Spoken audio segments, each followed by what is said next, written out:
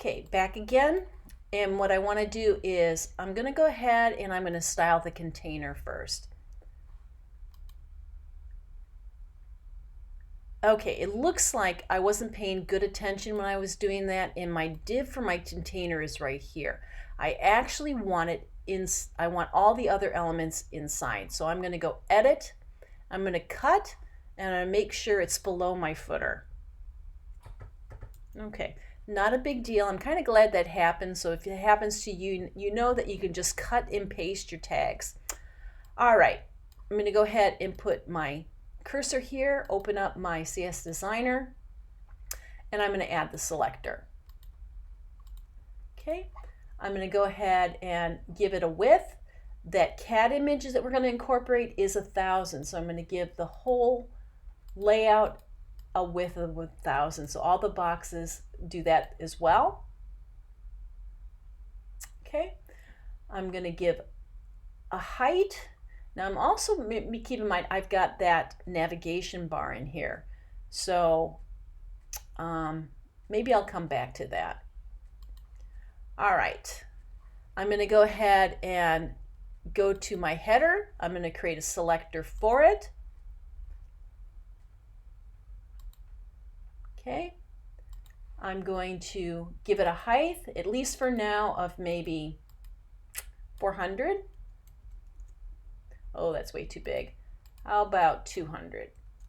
Okay, now I'm going to go to that hero image, and keep in mind that hero image is going to be a width of 1,000 and a height of 300. I don't need to worry about the width because that's taken care of by the container, but I do need to worry about the height. So I'm going to add the selector for it. I'm going to go to the height, pixels, and I'm going to change the height to 300. All right. Now what I want to do with my articles, now I want them to sit side by side within the section tag. Now I can make them both 500 by only targeting just the article tag. Again, they're going to act like twins. So I'm going to go ahead and add the selector for that. I'm going to go to the article, the width. Again, I don't need to worry about that because that's going to get no, actually I do, because I want them smaller. So I'm going to do pixels, and I make them both 500 because I want to overwrite the parent. Take a look, they're both 500. I'll go ahead and do some more formatting later. Just want to get all my selectors in there. I'm going to select the footer, add the selector for the footer. I clicked the wrong thing. And I'll go into the height properties, and maybe I'll make the footer 35. Okay, go ahead and give each of these a background color, each of these selectors, and I'll come back. Okay, one thing I do need to note, when I was going through adding my colors, I actually forgot to do the nav tag, add the selector for that. So make sure that you've got the nav tag in here. I gave it a background color. All right. Now, looking at the layout, I know I really don't want this text. Content for class container goes here. So I'm going to go ahead and carefully get rid of that.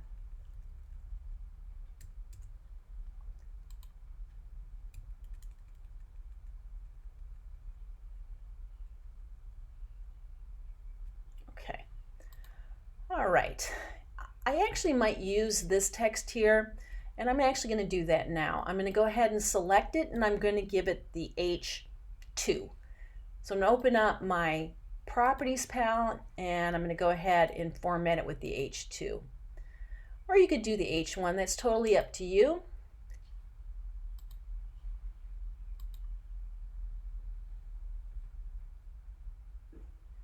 Okay, it looks like I made this header box way too big. That's not a big deal. I can always go back and I can change it. I'm going to talk about the articles right now. So I'm going to go to my articles, and I'm going to, since they're in another container, since they're in the section tag, which I'm having a hard time grabbing. Oh, come on. Okay. Come on, section tag. I'm actually going to float both of them to the right. Since they're twins, I can't tell one of the twins to go one way and the other one to go the other way. I have to tell them both to go right. So I'm going to go to Layout Properties and float both of them to the right. Okay? Okay. Now what I have to worry about is the footer. The footer is very confused, so I'm going to go to the footer and I'm going to clear. Okay. Now what I've got now is I've got my content for my article here and my article here, and it's looking like I have not yet given a height to these articles. So I'm going to go back to the article, the layout properties, and I'll give a height of maybe 250. Okay, there. Now, you can use this text here if you need to. I'm actually just going to go ahead and get rid of it.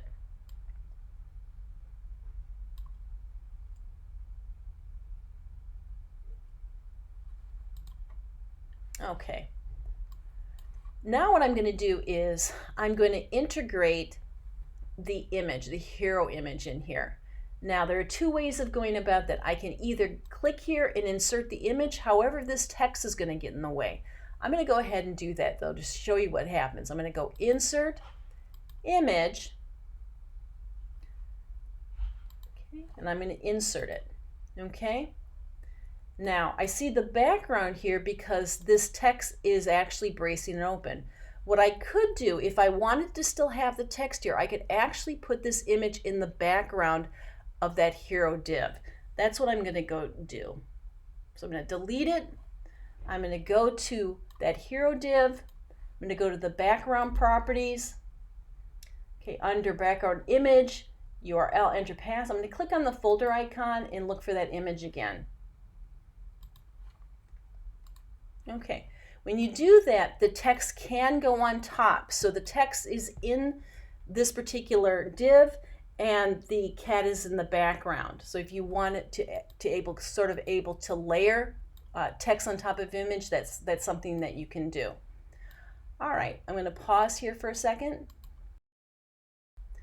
Okay, looking at this, this header is way too big. If I don't put a property for the height in here, it'll actually fit the content. So what I'm going to do is actually delete that height and delete. It kind of snaps together that way. All right, what I need now is some Lorem Ipsum, okay? Because I actually want to use some real text here. So I'm going to go open up my browser and I'm going to actually go to Google.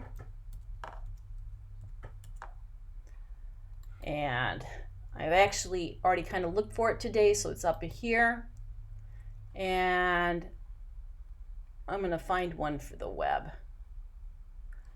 Dummy text generator, Lorem Ipsum for web designers. Sounds good to me.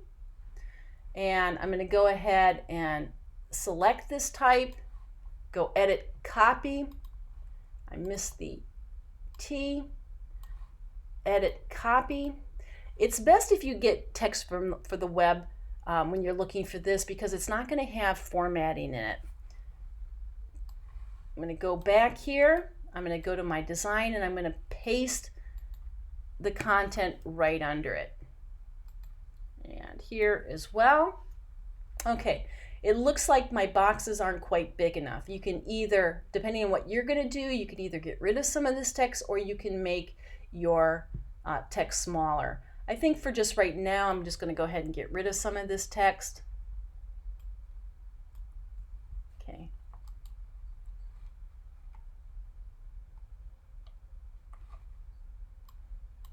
Okay, I'm going to go ahead and preview.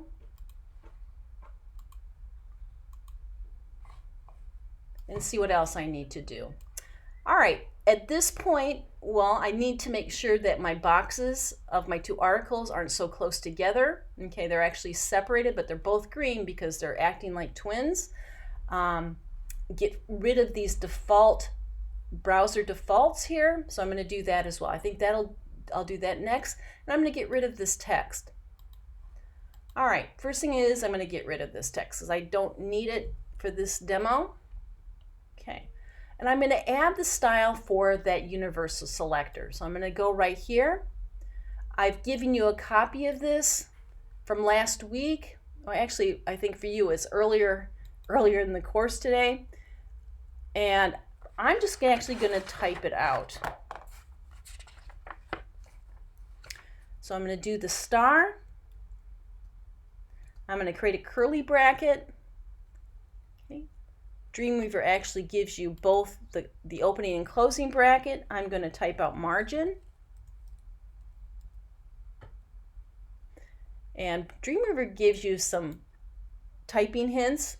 And I'm going to do 0. Okay. Colon. I'm going to hit the return key and I'm going to do padding. Get the code hint there. I'm just going to click on it. I'm going to do 0.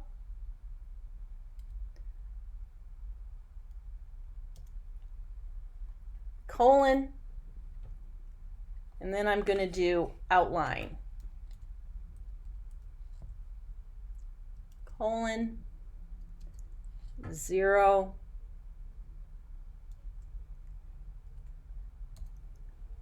And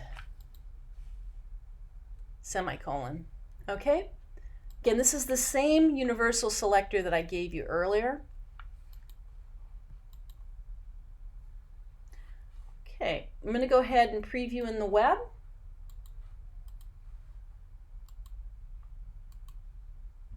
Now all the default padding margins are gone.